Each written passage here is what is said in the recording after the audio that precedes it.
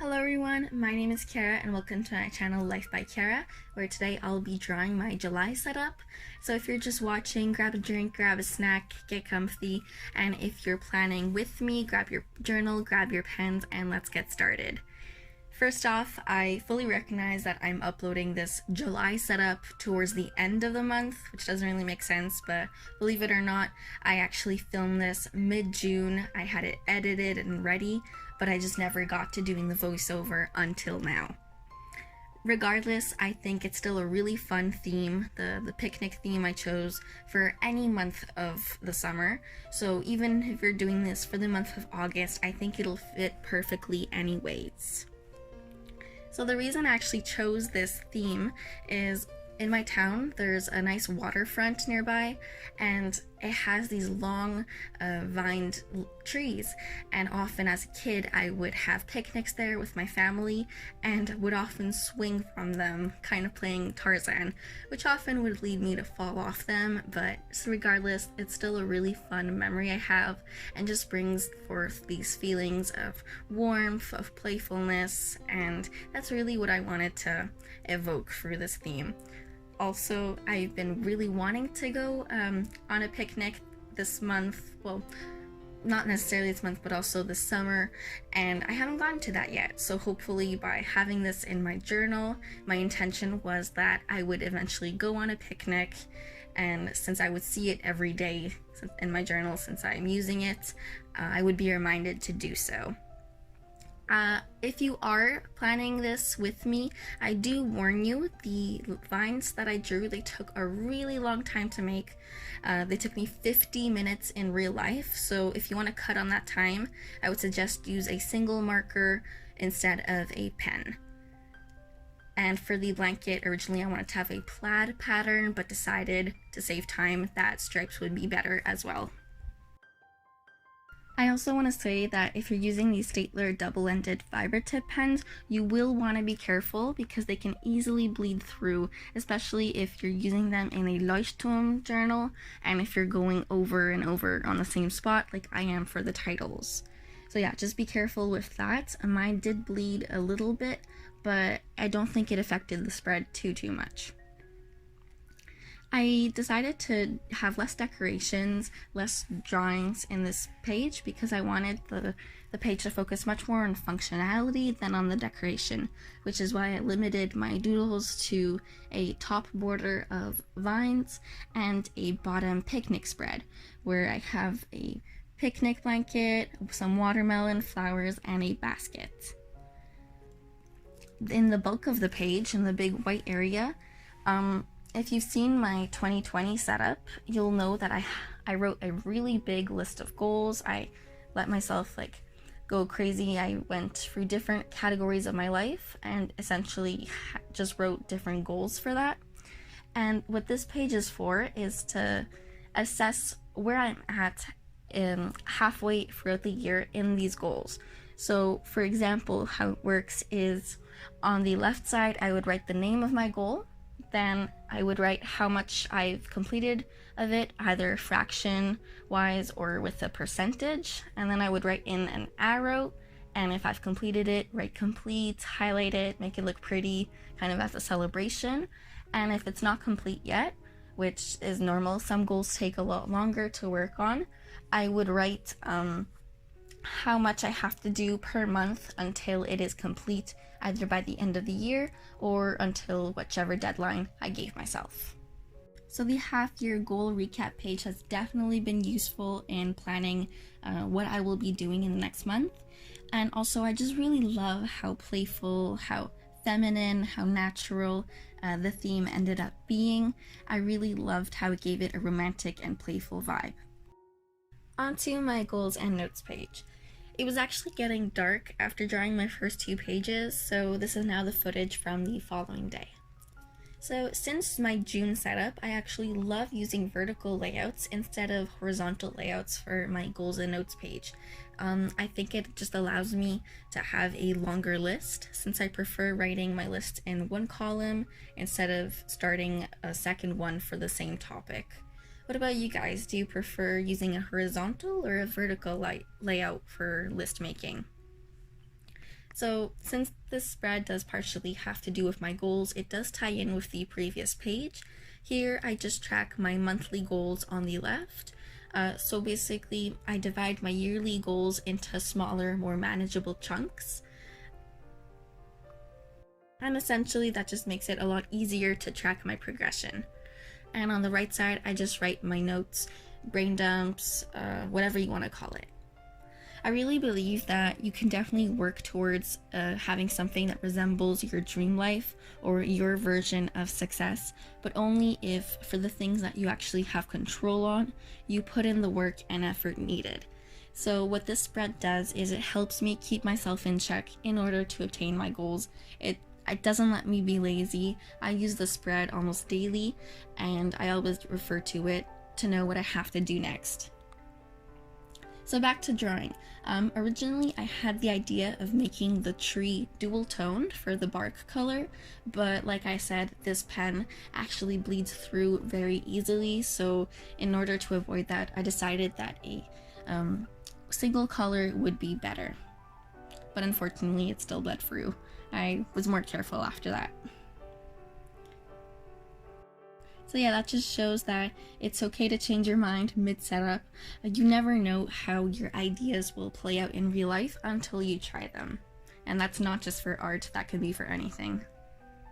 So obviously throughout the month, there are miscellaneous tasks that I need to get done that don't necessarily fit in with my goals and aren't really notes or reminders that I can write in the page on the left. So instead, I just create my own to-do list page for this.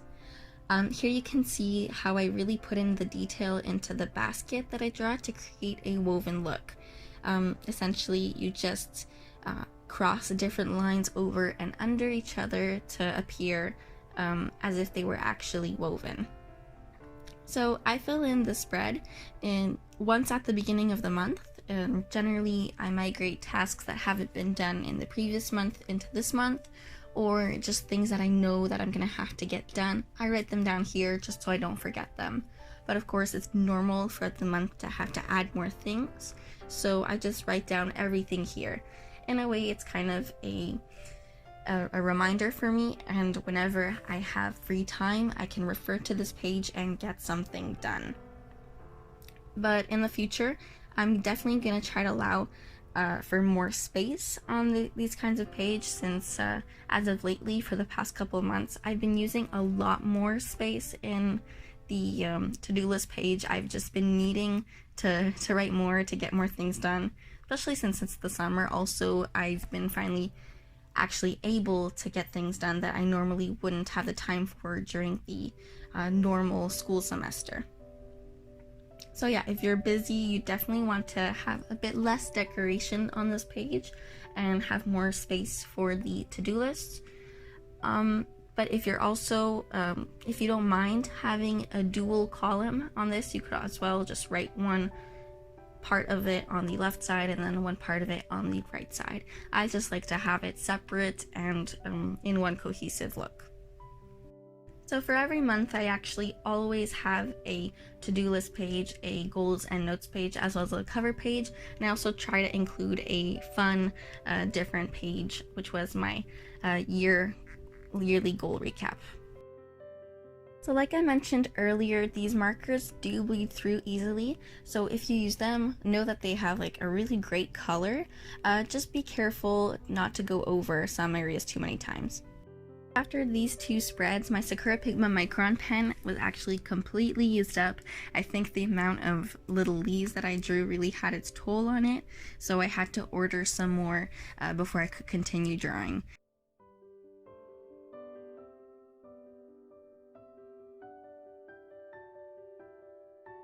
So, onto the spread I was most excited for, the Reading Rush spread. It's a little challenge that happens every single year, which essentially is meant to encourage people to read more, to get the the books that they've just had on their shelves actually read.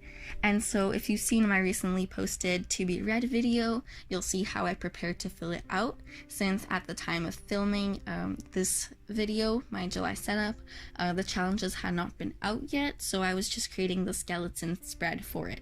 So you'll see me actually fill it out if you watch my to be read pile video. So for the fun drawings, I included a pie at the bottom for the first time, and it has a cute little heart cutout, which reveals the strawberry or raspberry filling that's inside of it, and I thought that was cute. Actually, speaking of pies, I think about maybe 2-3 weeks ago, I just baked 2 pies in one evening, and they were so delicious that by the next evening, they were already completely eaten up. I don't blame anyone. I had, I think, 5 slices the first morning, and everyone else in my family ate a lot too, so they were really good. So on the left page is where I write the title of the books, the author's name, and when I'm done reading the books, I can include a little rating on 5 stars. And maybe if there's even enough space, some notes about the book, or even a small review, some small thoughts about it. I'm thinking of starting a Goodreads account. I should probably do that. So I drew 5 rectangles on this page to represent the books, although I only really ended up picking up 4 books as part of my to be read pile for this challenge. Even though it was quite an ambitious choice, I don't think I'll be able to finish my 4 books this week. But if you're curious as to which books I picked, check out my to be read video. So continuing, for every rectangle that's associated with a book, I'm gonna outline in a specific color, and that color will kind of become representative of that book in my graph that I've included on the right page.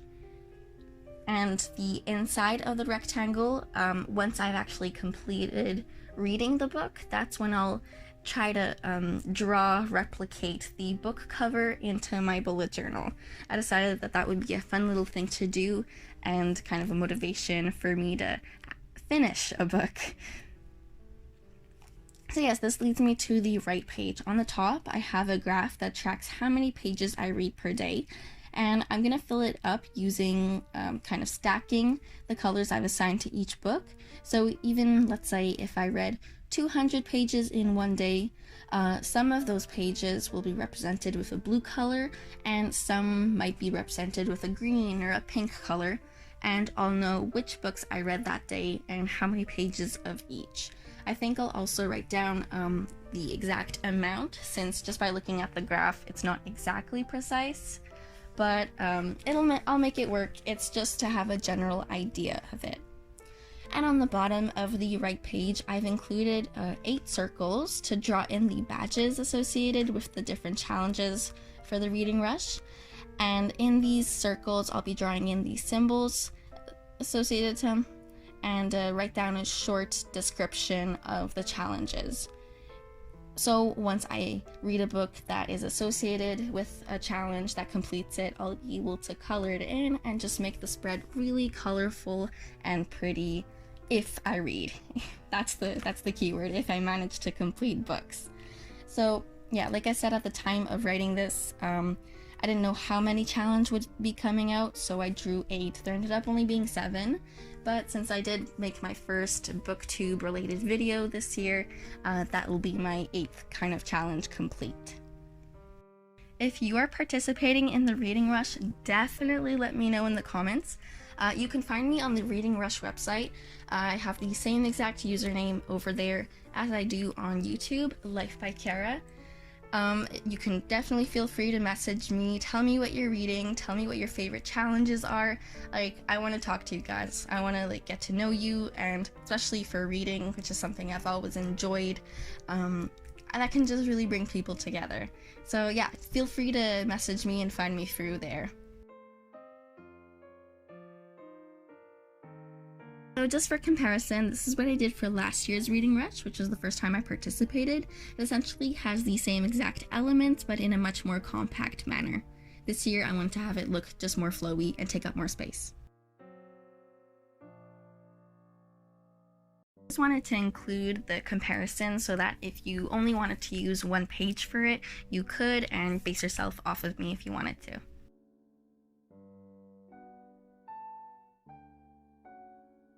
So first off, if you managed to get this far into the video, thank you and props to you. We're finally at the part of the video where I talk about my weeklies. So I have a lot of different styles in this video, so even if you're doing this for the month of August, feel free to like mix and match and just get inspired from these. So for the first weekly, I really wanted to keep it simple. I went with the same style that I used for my first weekly in the month of June. I thought that it was really effective and simple to look at.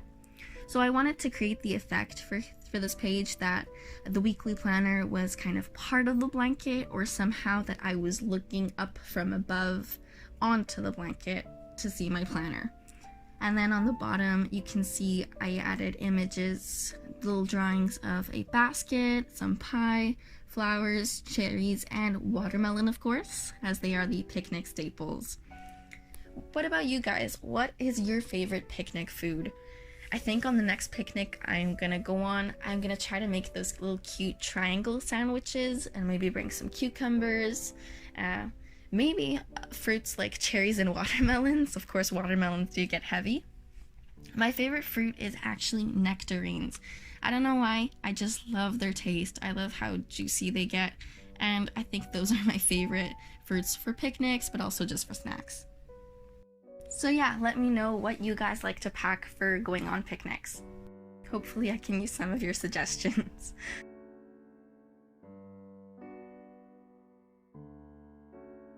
Since I didn't add any leaves in the first weekly, for the second weekly I wanted to bring back nature into the main focus, so I used a similar spread style as what I did for my to-do list page. I also wanted to experiment with the actual blocks where I write the weeklies in, so that by the end of the month I would have an idea of what style I prefer more. So on the left page you saw I used a more elongated horizontal style for the weekly, and on the right page a more blockish style. And after using these two different kinds of spreads, I have to say I did prefer the one on the left, but I also liked certain aspects of the one on the right. The reason I didn't like the right one as much was because I felt like I didn't have enough to write in it, and that it just took up too much of the page. I do like to have a bit more space where I can add in little drawings, which I feel like I had more liberty to do that with the page on the left.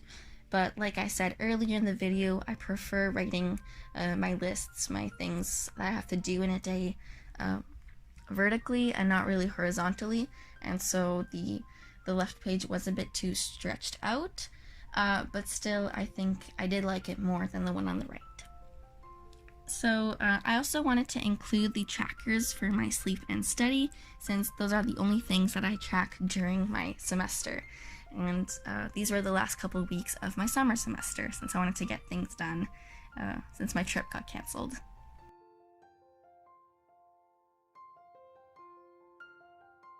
So this is how the two spreads look together. I like how I mixed the focus on the first page on more the picnic side of it, and on the second on the nature side of it. For the third weekly, I decided to put the focus more on the food of the picnic, mainly the fruit. So I used an alternation of cherries and watermelon slices to divide the page in half and kind of give it some structure. It's definitely similar to the previous page, my second weekly, but instead of closing off the daily boxes, I just made an underline under the titles, under the days of the week essentially, and relied on the negative space. And I wanted to see if I would prefer a boxed in style or a more open style. And again, my feedback from using it this month is that I prefer the closed off boxes. The fun thing I did with this is that I integrated the numbers of the date into the names of the week. So I would separate the name of the days of the week in half, and just in the middle add in the number, the date. I think that adds playfulness and again goes with the picnic theme. Although I do have to say, it is a little bit confusing to look at. I think I could have drawn a circle around the dates just to make it a little bit clearer. Like I said earlier, the amount of leaves I drew in this setup made me have to buy new pens. So my favorite pens to use are the Sakura Pigma Micron pens in size 005 and 03. I use the smaller size to do most of the drawings, the details, and the bigger size to draw in the boxes for the weeklies or whichever layout I'm doing. So I bought about 10 pens after that happened. So for the last 2 weeks of July, weeks 4 and 5, I didn't actually need a whole page per week. So instead I decided to combine them into a double weekly. I decided to do this since I didn't need to track anymore the amount of hours that I slept or studied, and also didn't have any homework to fill in. The double version of my first weekly in terms of layout was pretty much identical to my first weekly in my June setup, which if you've seen it, it's pretty much the same thing, just with different decorations. The style of this layout does lead to less space for decoration, but I would still say it ended up cute, and since this page has more happening in it, it kind of balances out with the page on the left, which in contrast has more decoration but less areas to fill out. By making the sections where I have to write in this week smaller, I also kind of wanted to focus on relaxing a little bit more, and also the reading rush would be happening during the 4th week of July. So I wanted to give myself more time to focus on that and not having to worry about my to-do list. But knowing me, I still made a ton of appointments and things I had to get done anyways this week. So I'm trying to balance YouTube, the reading rush, and my family and personal life as well. Somehow I just managed to always stay busy, so if you have any tips, recommendations on how to force yourself to actually relax a little bit, leave them in the comments. I'm really all ears. So yeah, overall these are really cute spreads, but from my experience of using it over this past month, it is a little cramped, but still manageable. And now for the flip through. If you've watched up to here, I really want to give you a big thank you. It means a lot to me, and hopefully if you like what I came up with, you'll subscribe, like, and comment down below which spread was your favorite. I am always curious to find out and talk with you guys. Also, let me know if you end up using this theme for the next August or any other month at that. And if you'd like to know what supplies I ended up using, I used 4 Staedtler double-ended fiber tip pens, then 2 Sakura Pigma Micron pens in black ink, size 03 for the bigger outlines and 005 for the smaller drawings, then a pink zebra Mildliner. I think I used this for the flowers, and then I used a green Staedtler triplus fineliner for the cherry stems and watermelon rinds. Thank you so much for watching, and I'll see you guys next with my August setup. Have a great day.